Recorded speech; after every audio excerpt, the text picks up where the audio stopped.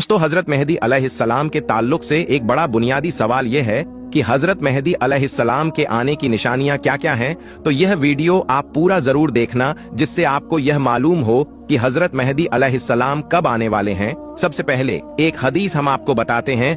अब्दुल्लाह इब्ने मसूद रजी अल्लाह ताला अन्हु फरमाते हैं कि प्यारे आका सल्लल्लाहु अलैहि वसल्लम ने इरशाद फरमाया, कयामत उस वक्त तक कायम नहीं होगी जब तक मेरे घर वालों में से, मेरे अहले बैत में से एक शख्स अरब का बादशाह न बन जाए, यानी उसकी बादशाहत अरब पर कायम ना हो जाए। फिर आपने आगे उस शख्सियत के बारे में जानकारी देते हुए, उनकी और डिटेल बताते हुए इरशाद फरमाया कि उसका नाम मेरे नाम की तरह होगा, यानी मोहम्मद होगा, और वह फातिमा तुज जहरा रजी अल्लाह ताला अन्हा, जो हुजूर पाक सल्लल्लाहु ताला अलैहि वसल्लम की लख्ते जिगर है, वह उनकी औलाद में से होंगे। अब दोस्तों, आगे मैं इमाम मेहदी अलैहिस्सलाम के आने से पहले जो जो निशानियां जाहिर होने वाली हैं, मैं उसका जिक्र करूंगा।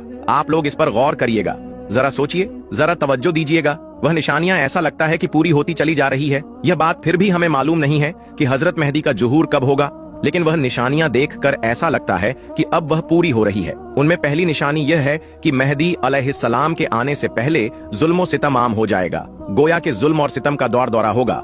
जरा चलिए जाइए यूक्रेन और देख लीजिए वहां के लोगों को क्या जुल्म उनके साथ हो रहा है, उनकी आवाम के साथ। यहाँ पर हम हुकूमतों की बात नहीं कर रहे हैं। फिर उसके बाद आ जाइए गज्जा पर, फिर उसके बाद जाइए उन इलाकों में जहां पर जुल्म के पहाड़ तोड़े जा रहे हैं, जहां मुकम्मल तौर पर इंसान बल्कि पूरी इंसानियत परेशान है। तो यह जुल्म सारी दुनिया के अंदर आम हो गया है। नंबर 2, जलजले आएंगे। पहले आपने देखा होगा कि जलजले जो आते थे वह कभी आ गए या फिर साल बाद फिर कभी आ गए, लेकिन अब आप देखिए कि अब जलजले कसरत के साथ लगातार आ रहे हैं। एक मुल्क में जलजला आता है, उसके कुछ दिन बाद दूसरे मुल्क में आ जाता है, कभी एक शहर में आ जाता है, कभी दूसरे शहर में आ जाता है, कभी नासा वार्न करती है कि अब यहाँ जलजला आने वाला है। यह दूसरी निशानी है दोस्तों, जो हजरत मेहदी अलैहिस्सलाम के आने से पहले जाहिर होगी, यानी जलजले कसरत से आएंगे। नंबर 3, यह बहुत अहम निशानी है। मुल्क शाम के अंदर एक आदमी जाहिर होगा। गौर से सुनिए दोस्तों, मुल्क शाम के अंदर एक आदमी जाहिर होगा, सुफियानी के नाम से होगा, जो सादात को कत्ल करेगा। बहुत से उलमा का यह कहना है कि पिछले दिनों मुल्क शाम यानी सीरिया में जो बाकायदा जुल्म किया गया है, वहां के लोगों पर, उनमें जो बड़ी तादाद है वह सादात की थी, यानी हजरत अली रजी अल्लाह ताला अन्हु उनकी औलाद की थी। उनकी नस्ल कुशी की गई, उनको कत्ल किया गया। और बहुत से लोगों का तभी ऐसा मानना है कि वहां का जो हुक्मरान है बशर अल असद, उसी को सुफियानी कहा जाता है। लेकिन यह बात सच हो यह जरूरी नहीं है। बहुत से लोगों ने इस तरह की राय का सिर्फ इजहार किया है। हम इस सिलसिले में ज्यादा तो कुछ नहीं कहेंगे, अलबत्ता यह एक निशानी हो सकती है। शायद सूफियानी कोई और हो जो बाद में आ जाए, हो सकता है।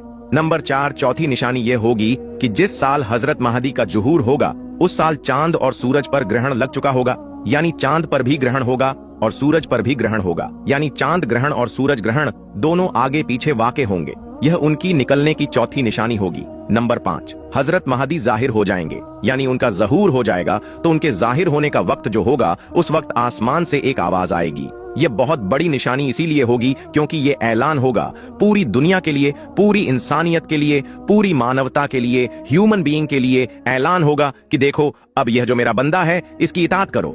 वो ऐलान ये होगा कि यह अल्लाह के खलीफा मेहदी है और इनकी बातों को तवज्जो के साथ सुनो और इनकी इताअत करो।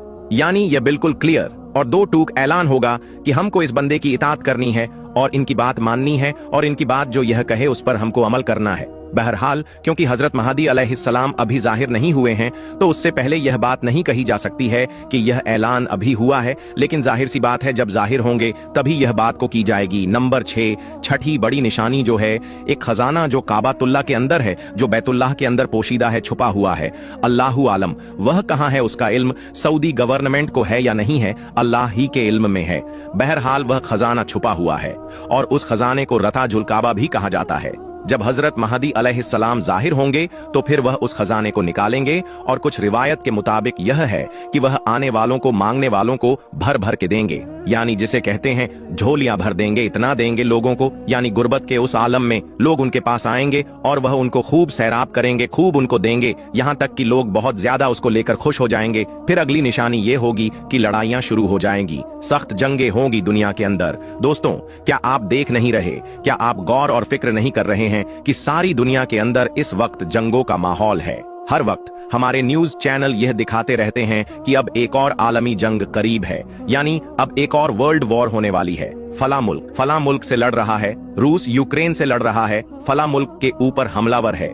इन दो मुल्कों के अंदर टशन चल रही है। ताइवान और चीन के दरमियान एक जबरदस्त कॉन्फ्लिक्ट है और एक जबरदस्त इख्तलाफ चल रहा है। यह सारी दुनिया के अंदर आज जंग का माहौल है, यानी लगता ऐसा है कि भविष्य में यह जंगें और भी होगी। यह एक और निशानी है इमाम महदी के जाहिर होने की। फिर जब यह लड़ाइयां चल रही होगी तब इन लड़ाइयां के दरमियान हजरत मसीह का यानी हजरत ईसा अलैहिस्सलाम का नुज़ूल होगा और वह आसमानी दुनिया से उतरकर दो फरिश्तों के ऊपर हाथ रखे हुए नाजिल होंगे और मशरिक मीनार होगा, शहर दमिश्क होगा और वहां की जामा मस्जिद होगी, वहां पर नाजिल होंगे और उस वक्त इमामत के लिए हजरत मेहदी आगे बढ़ रहे होंगे और ईसा अलैहिस्सलाम तशरीफ लाएंगे तो वह अदब में पीछे हो जाएंगे।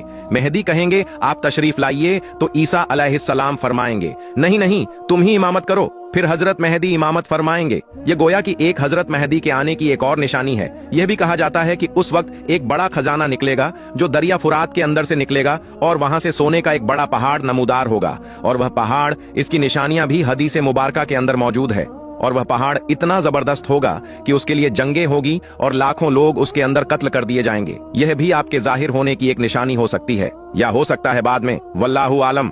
हाँ, जब वह दुनिया में आ जाएंगे और उनकी खिलाफत कायम हो जाएगी तब वह दुनिया में कितने साल रहेंगे? बाज उलमा कहते हैं 7 साल रहेंगे और बाज उलेमा कहते हैं कि 9 साल रहेंगे। अगर हजरत महदी का जुहूर बहरहाल चाहे जो भी कहा जाए वह करीब है और हम तो अल्लाह से यही दुआ करेंगे कि अल्लाह ताला उनको जाहिर फरमा और इस वक्त का जो जुल्म और सितम है अल्लाह ताला उसे सबको निजात अता फरमा दे। आमीन। दोस्तों, आज की वीडियो में इतना ही।